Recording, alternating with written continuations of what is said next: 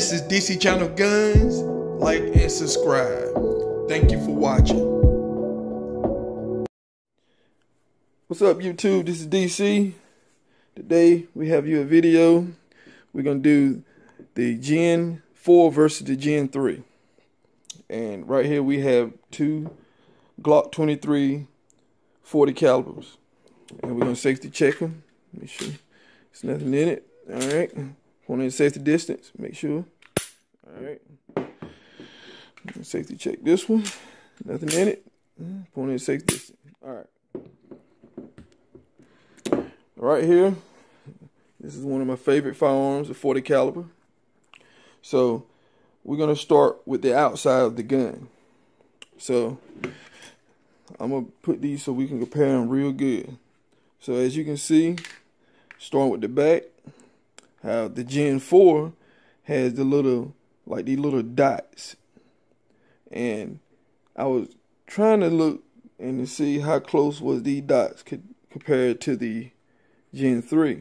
And if you look real closely at the Gen 3, they have the same dots on the Gen 4. The only thing is the dots on the Gen 4 are more smaller. You notice that? You know, I haven't seen a video of people talking about that, but the dots are the same dots. They're just smaller. See that right there? They made them smaller. And you know, you have the lines that's straight up and down. They are vertical. And then back here, they don't have none.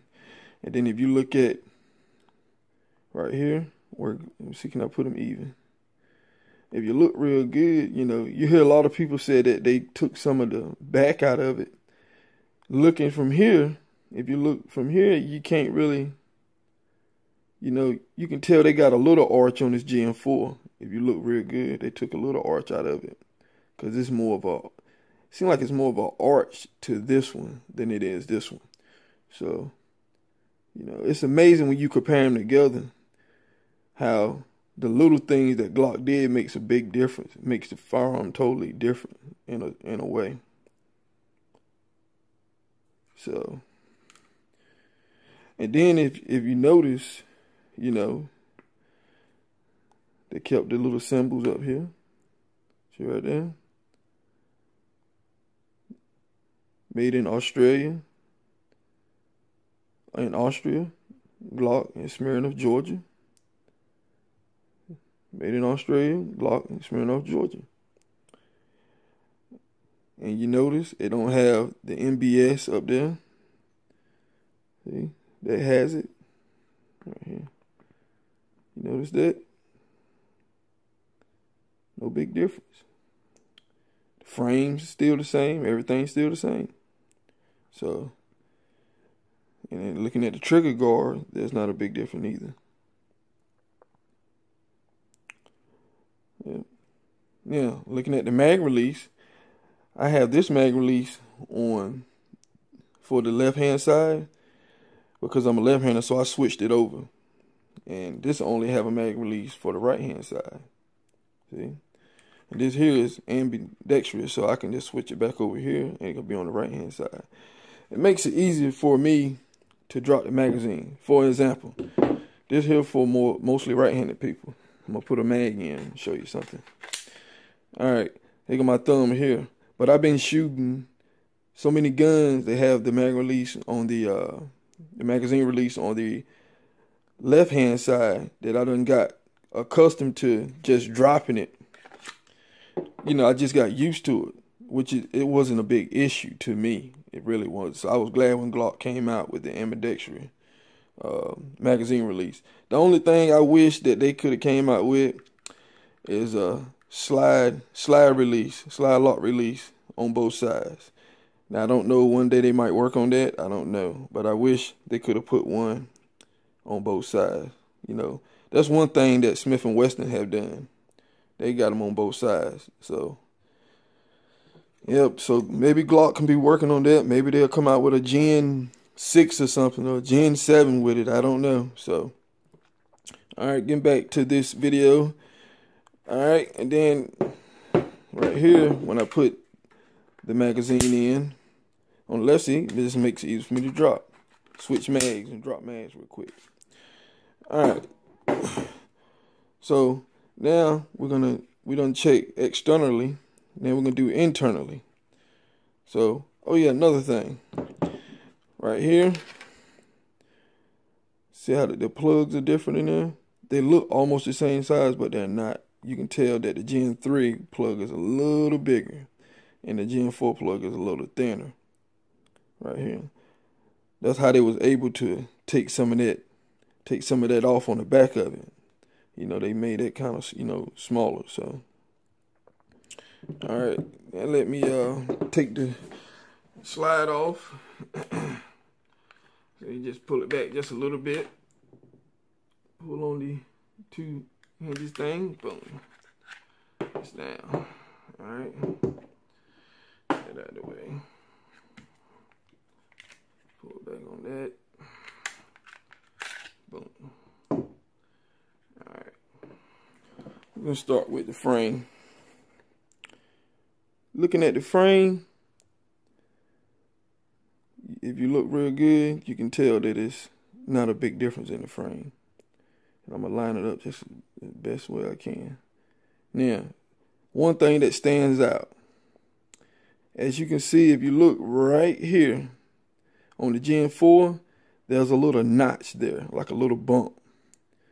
And if you're looking on the Gen 3, you don't see no bump, see? No bump there.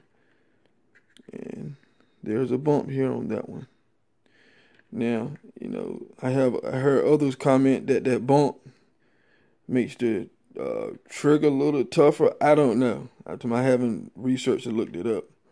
But, it's interesting why they have that bump right there. I don't know. Maybe you can leave me a comment on that.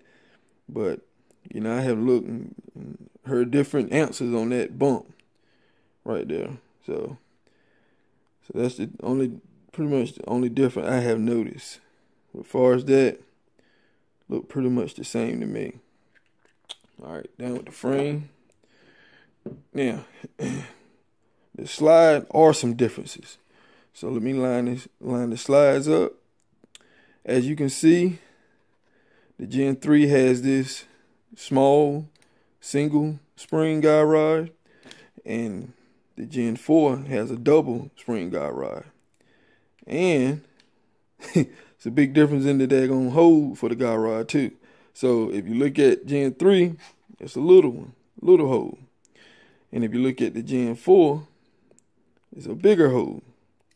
So, and I had seen a video where somebody chipped that off right there. They chipped it off. And I'm not sure if it was a Gen 3 or a Gen 4. So, if you look, it's amazing how, and it looked like they gave it, it's like this is thicker, but it's like almost like as they, I want to say it looked like it's probably the same size, but I don't think so, because if you look real good, see that the Gen 3 got more width than the Gen 4 got. So they gave it a little bit more frame on the front right here. On the Gen 4, they gave it some more frame, so they took up some more of that space. So they can add that, I guess to give it some good strength around there, whatever. But it's amazing how they did that. If you just start looking at these guns real closely, the little things makes a big difference. So, like I said, I don't know if one's stronger than the other. I don't know. I couldn't tell you. But, look like to me the Gen 3 will be stronger because it have more thicker support around there. And look like the Gen 4 will be weaker just by looking at it. So, that's one difference right there. And another thing I had noticed, on the Gen 4, you see these little, right here, you see these little encryptions in right here. Then this one got some encryption. But I don't have it on the Gen 3. See, no encryption here, and no encryption there. So that's another thing I ain't heard too many people talk about, Gen 3 versus the Gen 4. So you can see the encryption, see? So, yeah. But as far as that, everything is pretty much identical. Pretty much identical. So they haven't changed much there. So as far as the exterior of the frame, everything. Now I have noticed with this this Gen 3 right here, if you look real good, you can't probably tell right now, but the texturing on it is it's like a black. It's a black texturing versus on the Gen 4, it's like a silverish type texturing, a metallic, type texturing or whatever. So, the Gen 4 feels more, I want to say feel more like it can take more abuse, like roughness and scratches, versus this more like a slick, flat feeling. This more like it got a little texture to it. So that's the difference that I feel. And that's just my personal opinion. So, all right, YouTube, I'm going to cut this video short. And just to show you some difference between the Gen 3 and the Gen 4. All right, if you like this video, like and subscribe. All right, YouTube. This is DC Channel Guns. Like and subscribe. Thank you for watching.